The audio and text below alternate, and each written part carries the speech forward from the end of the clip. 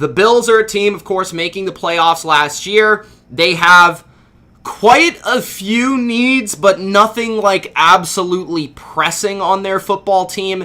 When you do take a look at the Bills, they have a lot of cap space. They have the fourth most cap space available. They have $83 million to spend this offseason.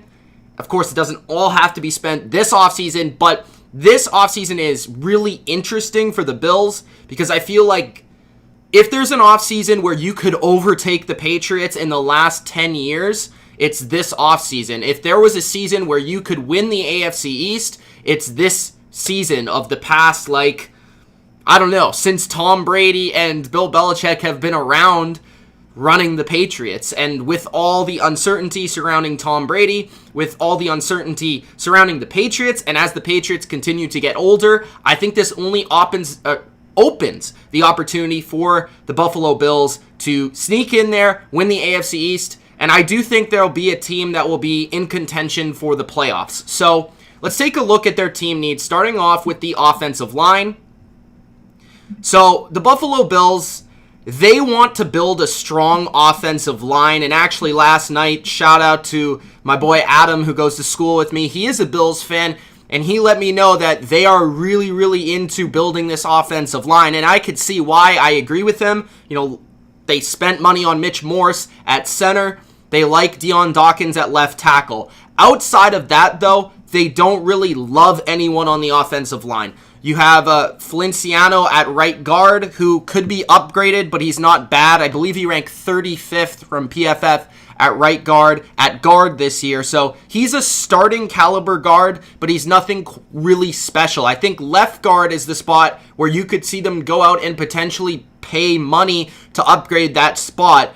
The interesting thing is, though, who do they go after? Do they go after Joe Thuney of the Patriots and try and really land a big name at that spot and really upgrade that offensive line? When you watch the Bills this past season and Josh Allen, a lot of the pressure on Josh Allen was coming up the middle. You know, they're attacking the interior of that offensive line with specific blitz schemes, and I do think they want to upgrade that spot. Whether that's in the draft or free agency, we'll have to see.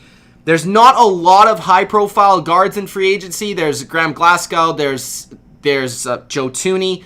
There's not really a lot of them. So maybe they go after one of those two guys, but outside of that, it's probably more of a draft upgrade.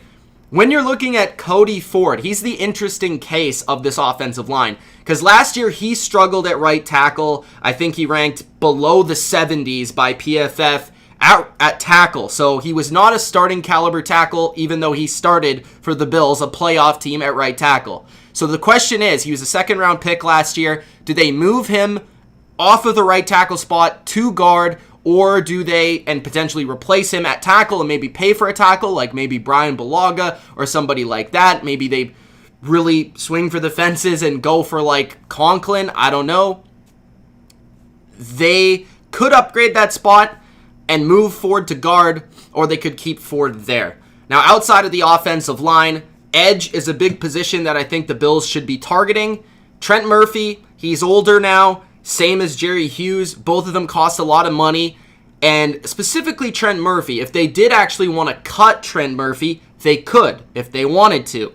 They don't have to. Obviously, they could keep him around for another year. But if they wanted to, I think they would gain back another $8 million in their salary cap. Now, they're in a position where they can pay him the $9 million, whatever it is, and not have to worry about it. He did play pretty well for them last year, but he's also a guy that's had some injury issues over the course of his career. Jerry Hughes is still a pretty darn good player. I wouldn't say he's a stud, but he's still a very good edge player. So they have those two guys.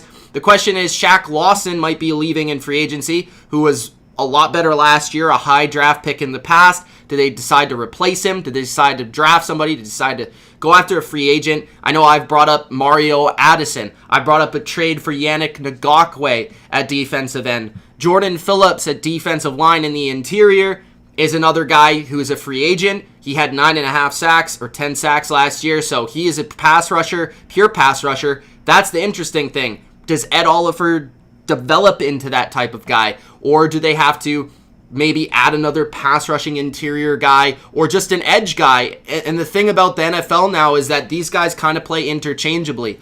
on third downs, you might see Trent Murphy move to the inside and pass rush. You might see Jerry Hughes do that. Probably not. He's a little small for that. But just as an example, these interior guys really, like Star Lotulelei is a first, second run stuffing type player. I would say the same about Harrison Phillips, who didn't get to play all of last season.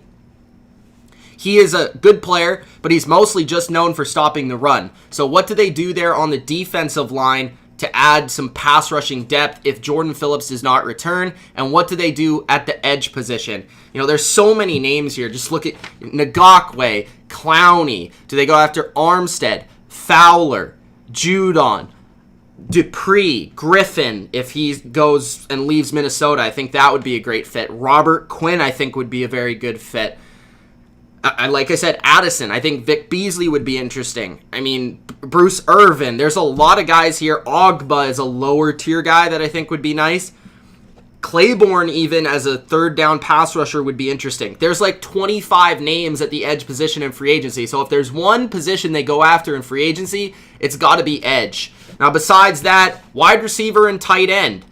They have Cole Beasley at the slot. He's a good player. They have John Brown, who had a really good season. But do they bring in a number one receiver? Do they swing for the fences for Amari Cooper? Do they draft a receiver? Maybe, I would think not in the first, but maybe in the second or the third round. This is a very deep draft for the wide receiver position. And really, this isn't a great free agency for wide receivers, but I could see them going after like a Brashad Perryman to add more speed to the receiver core, or maybe steal Robbie Anderson. I think they need a guy that's speedy, but I also think they need a guy that can separate, like John Brown and Cole Beasley. They're both able to separate in their routes, and they're not really body guys, because Josh Allen isn't the most accurate quarterback in the world. He has a strong arm, he can get it there, but he's not going to be a guy that places the football, so you don't really want those big-bodied receivers to try and make a play on the ball. You want those guys that can separate, get open, and then Allen with his throw power can get the ball there quickly so that you can run after the catch for good yardage. So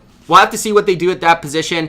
Some lower tier guys like Tajay Sharp I think would be interesting. Philip Dorsett, Nelson Aguilar. These guys could also be signed for relatively cheap. I'm looking at running back as well. Will they sign a backup? Will they draft a backup? Singletary was very good when he got to play last year late in the season, but I do think they need to add somebody to complement him. I probably would look to the draft for that, but free agency is another option. Of course, they did sign Josh Norman. I think that was a really good signing for their system. I think they're good at corner on the outside. My question is, what do they do at nickel corner? Because they have the two Johnsons. One of them is a free agent. Kevin Johnson's a free agent. Both of them played kind of interchangeably last year in the slot. So do they go after another corner on the market to maybe replace him or maybe upgrade that spot? Could they swing for Chris Harris? They have the money to do so. That would be the biggest name at the cornerback spot in the slot.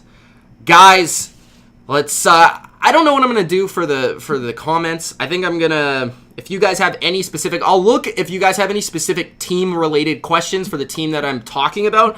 I'll answer those questions while I'm talking about them, and then after that, I'll just kind of skim through the comments. So after every team, I'm going to skim through the comments. I'm trying to do this. I'm trying to give you enough depth with every team, but also give you enough detail and speed, because I don't want to be here for 4 hours. I'd prefer to only be here for 2. You know what I mean? So let's do it that way. What's going on, guys, in the chat, though? I appreciate you. I can't give all the shout-outs, but I appreciate all of you guys that are here live. And if you haven't already, guys, make sure you do, of course, Gronk Spike the like button. All right.